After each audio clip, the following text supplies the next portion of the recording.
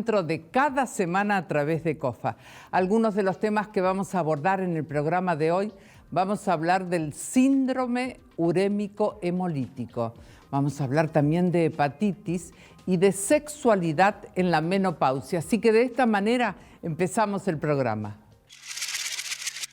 La farmacéutica María de los Ángeles Gallo con nosotros, ella siempre nos explica todos los temas muy bien. Hepatitis vamos a hablar hoy, ¿no? Sí, Tete, ¿qué tal? Sí. Un gusto estar con vos. ¿Hay una sola clase de hepatitis? ¿Hay varias clases de hepatitis? Hay varias clases de hepatitis. ¿Qué es y qué la causa, por Muy favor? bien. A ver. ¿Qué es la hepatitis entonces? Sí. La hepatitis es la inflamación del hígado. Ajá. La inflamación es la hinchazón que puede tener un órgano debido a una lesión o a una infección y puede dañar ese órgano. Sí. Entonces, la hepatitis es la inflamación del hígado, que puede afectar el buen funcionamiento del hígado. Claro. ¿Sí? Hay distintos tipos de hepatitis. Hay unas hepatitis virales que son causadas por virus, que pueden ser de distintos tipos, A, B, C, D y E. Ajá. Hay hepatitis tóxicas que son causadas por ciertos venenos, por ciertas sustancias químicas o alimentos o suplementos. Sí. ¿Sí? Está la hepatitis alcohólica, También. debido al exceso del alcohol, obviamente, claro. Y la hepatitis autoinmune. Que es una que provoca el cuerpo solito. Tal cual como lo decís. O sea, es nuestro propio sistema inmunológico que daña el hígado. Sí, así que bueno. El hígado, que aparte hemos aprendido que es un órgano muy importante por toda la función que tiene para todo el cuerpo. Tiene ¿no? muchísimas funciones, la verdad. Que algo más que una rabieta. Antes te decían, tenés una rabieta, tenés mal el hígado, ¿viste? Pero no, es algo más que eso, ¿no? No, tiene muchísimas funciones, la verdad que sí. Mira, todo lo que nosotros ingerimos, sean alimentos, bebidas, medicamentos, y que son absorbidos en estómago, en intestino, y pasan a la sangre, esa sangre pasa al hígado y el hígado las procesa. O sea que es un gran filtro, como, como una procesadora gigante ahí para todo. Entonces. La verdad que el hígado procesa, produce, regula, elimina, almacena, o sea, es múltiple, ¿no? Múltiple. Entonces, cuando llega toda esta sangre hacia el hígado, el hígado lo que hace es descartar todas las sustancias nocivas, los desechos, lo que no sirve, y los elimina. Ahí está la bilis. Bien. Claro, viste, no, aprendiendo, con el programa ya aprendo mucho. Sos una genia. No. Porque la bilis ayuda a eliminar esos desechos. Todo eso, exactamente. Claro. También la bilis en el intestino degrada las grasas y también ayuda a eliminar el exceso de colesterol que tenemos en nuestro organismo y muchas sustancias tóxicas también. Pero además el hígado también regula el tema de la energía que va a usar o que necesita nuestro organismo. ¿Por qué? Porque también interviene en el proceso de la glucosa. Claro. La glucosa que se obtiene en el metabolismo de los hidratos de carbono en el intestino. ¿Sí? Y ese exceso de glucosa el hígado lo va a almacenar como glucógeno y lo va a ir liberando de a poquito según la necesidad del organismo. Qué impresionante. Entonces, relacionemos hepatitis con el hígado. O sea, cuando la persona contrae una hepatitis, el órgano afectado es el hígado. Es el hígado, exactamente. Es la inflamación del hígado. Y ese color que va tomando la persona, ¿no? Exactamente. Eso que nosotros llamamos, o sea, ictericia, ¿no? Sí. ¿Por qué? Porque la verdad que otra de las funciones del hígado es también intervenir en la descomposición de los glóbulos rojos, ¿sí? Y esos glóbulos rojos, esos van a formar una sustancia que se llama bilirrubina. Claro, la famosa la de la canción. Exactamente.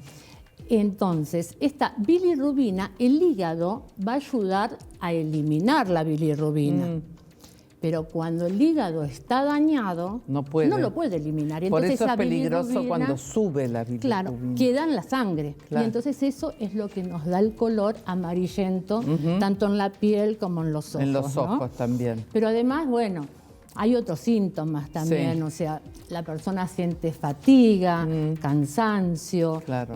A veces vómitos, diarrea, dolores abdominales. Claro. La orina es oscura, la materia fecal es color arcilla. También, claro, hay Exacto. muchos síntomas entonces para Muchos estar alertas síntomas, ahí. sí. Ahora, hay vacunas Sí, exactamente. que estamos Eso de la es hepatitis, que es muy genial. importante. Eso es Contame genial. cómo son, porque hay diferentes tipos de vacunas o es una sola.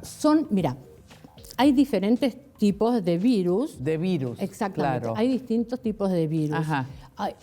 Las vacunas son contra la hepatitis A y contra la hepatitis B. Y hay otras formas también de prevenir También, los sí. demás tipos de hepatitis, ¿no? Sí. Porque fíjate que la A y la E se contraen a través de tomar o comer alguna bebida o alimento Sí. que está contaminado con heces de alguna persona infectada. Claro, ¿Sí? imagínate. Pero la hepatitis B, C y D Sí. se contrae a través de la sangre de ok. otra persona Perfecto, contaminada. ¿sí? claro. Y la hepatitis B y D Sí. se puede contraer también con otros fluidos corporales. Por ejemplo, por tener relaciones Claro. sexuales no protegidas. Bueno, muchísimas gracias. A vos, Hasta la Tete. próxima. Gracias, muchas Gracias. Nos gracias. vamos a una pausa y ya estamos de regreso. Si te duele, que sea de risa. Para todas las demás molestias, existe Sertal. El antiespasmódico que alivia malestares estomacales, dolores menstruales, digestivos y espasmos intestinales. Sertal. Qué felicidad sentirse bien. Llegó el farmacéutico Víctor Morandi y vamos a hablar de síndrome urémico hemolítico. O sea, ¿qué es primero y a quiénes afecta? ¿Qué tal? Bueno, ¿Qué tal, Víctor? Sí, estaba muy apurada bien. por empezar ya. No, está muy bien. Bueno, es un síndrome que es un conjunto de síntomas que tienen como principal protagonismo el riñón y que se caracteriza dentro de las enfermedades de transmisión de alimentos. Con lo cual, el campo de impacto puede ser muy amplio. Así que el riñón es el origen ahí. Está afectado. ¿Por qué? Porque afectado. lo que se produce es justamente una anemia producida por una alteración en el cuadro hemático, en el cuadro del glóbulo rojo.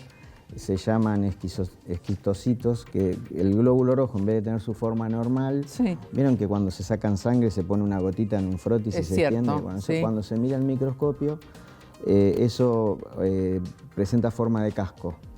Y eso es una característica junto con la baja de plaquetas y el aumento de la urea, bueno, y todo el cuadro que va complicando cada vez más esta insuficiencia, es lo que da la característica de este síndrome, que puede estar relacionado o no a una bacteria, ¿no? Porque tenemos como una... o no. O no. O sea, antes se asociaba todo a que era una Escherichia coli, que Exacto, siempre se hablaba de eso. Claro, que productora de una toxina, la toxina Giga, que bueno, que sí es una causa muy importante, la de mayor, digamos, presencia o protagonismo, casi el 75%. Pero no es excluyente, ahí puede haber otra. Puede haber causas de mutaciones genéticas, que a veces, por eso la importancia de hacer los estudios rápidamente y poder, digamos, detectarlo a tiempo. Porque ¿cuáles son los síntomas que empieza a presentar una persona con este síndrome? Y al principio va a tener presencia de sangre en la materia fecal, puede tener cansancio, se llama la letargia, esa fatiga, ataxia, falta de coordinación en los movimientos, y la anemia, que va a producir todos los síntomas comunes, ¿no? De la debilidad, del cansancio. Y esto tiene una, digamos, principal atención en chicos menores de 5 años, porque chiquitos. Es la primera causa de insuficiencia renal crónica y la segunda de insuficiencia renal, primera de insuficiencia renal aguda y segunda de crónica, o sea que afecta al riñón enormemente. Con un alto porcentaje de casos de fallecimientos, ¿no es cierto? Siempre cuando se habla de este síndrome se habla de la comida mal cocinada, mal cocida y todo lo demás. sigue existiendo esto, entonces Claro, esto, porque ahí está la Escherichia coli. La causa es que uno de alguna manera ingiere, digamos, un alimento que está contaminado con la materia fecal, digamos, claro, de los animales, el estiércol, digamos, ¿no? ¿Sí? Todo lo que, digamos, de alguna manera tome contacto con la posibilidad de animales que, digamos, la Escherichia coli habita normalmente en esos hábitats. El defecar va generando esa posibilidad. ¿Y qué tiene de jorobado esta Escherichia coli productora de la toxina Giga? Es que tiene baja tasa infectiva, o sea, que con muy poco ya puede generar el problema. Claro. Por que otro se elimina lado, si el alimento está cocinado bien. Bueno, puede. Sí, el tema es que tiene como características que resiste, para los que son químicos y para todos que manejamos, una variedad de pH lo tolera bien. Claro. Tolera la acidez del estómago, por lo cual llega a las heces, también nuestras, si estamos contaminados. Y por otro lado, aumenta hasta 45 grados, es decir, siendo entre 30 y 45 la temperatura óptima para que se multiplique. Porque se hablaba básicamente de las hamburguesas, ¿no? Siempre. Claro. Pero debe haber de otra manera también que llega. El tema es muy importante lo que decís, porque la carne, si está mal, digamos, trabajada, y en los casos de hamburguesa, en los casos de albóndigas, el centro, si queda jugo y está mal cocida, si no superó los 45 grados, esa toxina está, y hay un montón de casos de conocidas cadenas que incluso por vender hamburguesas mal cocidas, después terminaron en casos fatales. Ahora, entonces, ¿cómo se puede prevenir? Y la prevención pasa básicamente por, sabiendo de que, digamos, de dónde proviene, el campo es muy amplio de donde puede estar la toxina, porque la toxina tiene 3 meses de vida tranquilamente en aguas y en las frutas, en las verduras que por ahí tienen contacto, con lo cual la higiene es muy importante. Esto es, tanto el lavado de manos, que siempre lo estamos recomendando, pero que hay que ser muy exigentes, sobre todo si tenemos un chiquito con esa posibilidad, o una persona mayor a los 60 donde tiene mayor impacto. El lavado de frutas y verduras, cocinar bien las carnes, evidentemente evitar el jugo no cocido, porque eso puede transmitir la bacteria. Claro. Víctor, como siempre, gracias. Hasta la próxima. Hasta la próxima. Bueno, nos vamos a una pausa y ya estamos de regreso.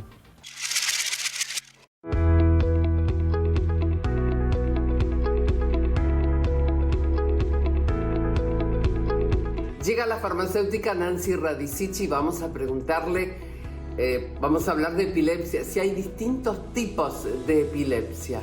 Hay distintos tipos de epilepsia y distintos tipos de crisis epiléptica. La epilepsia es una enfermedad crónica del sistema nervioso central, particularmente del cerebro, que se caracteriza porque en él se producen una serie de descargas eléctricas anormales dentro de lo que es la actividad eléctrica normal de este órgano. Estas descargas generan crisis que se repiten con cierta frecuencia. Una crisis aislada no va a implicar que la persona tenga epilepsia. Ahora, si estas crisis comienzan a repetirse en el tiempo, va a ser un elemento que le permita al médico diagnosticar la enfermedad.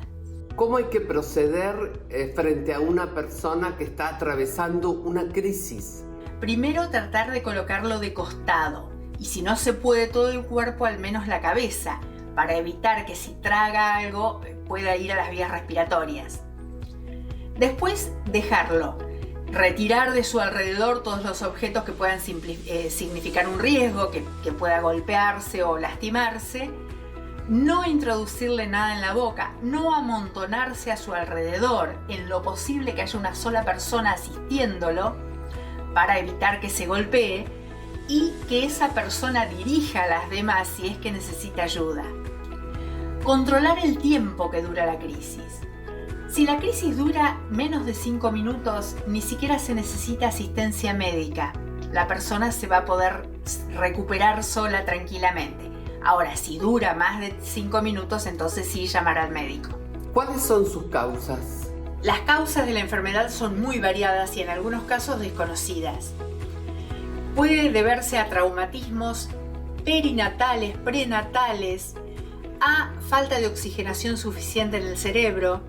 Los niños con bajo peso al nacer tienen posibilidades de desarrollar una epilepsia. Causas infecciosas, cualquier infección que afecte al cerebro puede generar una epilepsia.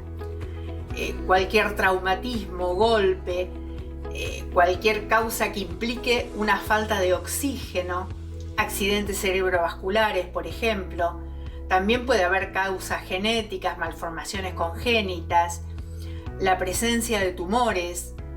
Las causas son muy variadas. Sintetizando, podríamos decir que pueden ser traumatológicas, infecciosas, por falta de oxigenación suficiente o alguna malformación genética o enfermedad posterior. ¿Cómo es el tratamiento? Hoy hay una gran variedad de medicamentos disponibles. Uno de los primeros fue el fenobarbital, que hoy se sigue utilizando. Logra un buen control de las crisis, pero tiene efectos adversos. El principal de ellos es que produce acostumbramiento.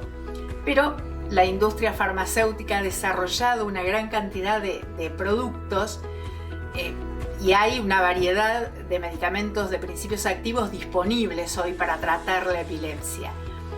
Y los más utilizados, la carbamazepina, la fenitoína, el ácido valproico y el valproato, sus derivados. Y últimamente ha sido autorizado el uso del cannabis medicinal para los tratamientos, para los tipos de epilepsia que no responden a ningún otro tratamiento. Gracias, Nancy. Muchísimas gracias.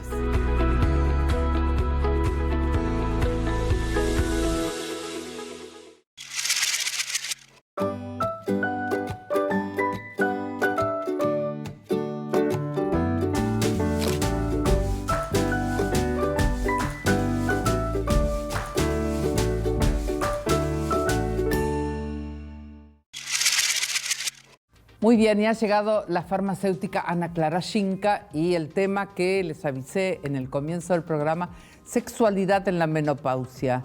Tema súper interesante porque hay todos unos cambios bastante importantes. Sí, y parece que los cambios que ocurren a partir de que se produce la menopausia en la mujer, que ya lo hemos hablado en otras oportunidades, sí. Parece que estuvieran todos confabulados en contra de la sexualidad, sí, ¿no? O sea, claro, se producen círculos viciosos que tienen que ver con diferentes aspectos, pero todos terminan afectando en un punto al aspecto sexual en la mujer. Claro que sí. Yo digo lamentablemente, pero en realidad en los últimos años, yo te diría en los últimos 35, 40 años, se ha evolucionado un montón en el aspecto de mejorar la sexualidad, no solo de la mujer, sino del hombre. Porque es un aspecto que evidentemente en la vida importa. Claro importa que sí, tanto, por supuesto, que la evolución tanto de los fármacos como de los tratamientos no farmacológicos o innovaciones dentro de los tratamientos farmacológicos siempre han apuntado a lo que nosotros pensábamos hace 30 años que era algo que no tenía solución. Que era así, que era definitivo. No, ya que estaba. La sexualidad era una puerta cerrada para personas que para mujeres que habían atravesado la menopausia o incluso también para los hombres, dado la disfunción eréctil y demás. Sí, claro. O sea, y en los últimos 30 años, para el hombre, por ejemplo, el descubrimiento o el invento de ciertas moléculas vasodilatadoras que son para el tratamiento de la disfunción eréctil, al hombre le han devuelto la vida sexual, cosa que hace muchos años atrás era imposible, inimaginable pensar que una cosa así podía pasar. Es como Ahora, también me parece interesante, Ana Clara, profundizar un poco si era un mandato cultural también que se terminaba. Exacto. Digo, porque la mujer sigue teniendo la posibilidad de tener una vida sexual activa. Totalmente, pero fíjate que además, digamos, todas las sigue condiciones... existiendo el deseo, claro, o sea, no es que se corta. Exacto, ¿no? Pero vos sabés que la libido es una de las cosas que en la menopausia se ve más mancillada y por varios aspectos fisiológicos. Claro. Obviamente acá el problema es la desaparición de la secreción de hormonas sexuales, la desaparición de los estrógenos sobre todo. O sea, fisiológicamente la libido disminuye a causa de esto químicamente, pero también hay cuestiones que tienen que ver con los cambios corporales y cómo la mujer se ve, cómo es su imagen, si ella se siente atractiva o deseada o no. Claro. Que por lo general eso es, digamos, si uno se ve bien, obviamente que todo va hacia el mismo lado, sí, pero claro. la mujer empieza a verse con cambios corporales, grasa abdominal donde antes no tenía. Sí. También se siente anímicamente complicada porque ya empiezan a irse los hijos de la casa, por ejemplo. No, sí, hay toda o los una matrimonios situación, tienen claro. muchos años de estar Exacto. juntos y todo eso, digamos, Sí, sí. no es que es inerte para las relaciones No, sexuales, no. más allá de lo químico, ¿no es cierto? Más allá de lo que, claro, de lo fisiológico. Que lo químico y lo fisiológico Exacto. existe y, digamos, por eso te decía que es un círculo vicioso, porque, por ejemplo, el problema más común que se genera en las mujeres es la atrofia del epitelio vaginal. Claro. El epitelio, o sea, la parte de la piel, digamos. piel de la vagina. Exactamente, la piel de la vagina se hace más fina, ¿sí? Esa pérdida de turgencia produce sequedad. Esa sequedad produce que cuando hay relaciones sexuales con penetración se produzca dolor. Claro. Ese dolor que hace que después uno no quiera volver a tener relaciones sexuales. A ver, claro. no lo va a querer, algo que es traumático no lo va a querer volver a repetir.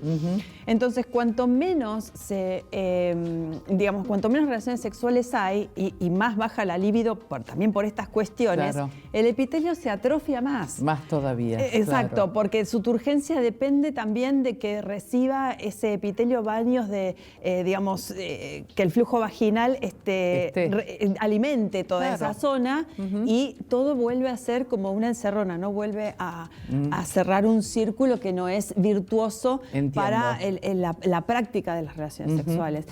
Y en realidad en los últimos años, como te decía, desde, digamos, tratamientos tan básicos como aplicar geles íntimos que tengan o no hormonas, porque hay geles o cremas que tienen progesterona, por ejemplo. Sí, ¿y cuál es la diferencia? No, bueno, la diferencia es que cuando uno usa un gel acuoso de ácido hialurónico, por ejemplo, que ahora está tan de moda, que hay muchos geles que son de venta libre que son a base de hialurónico.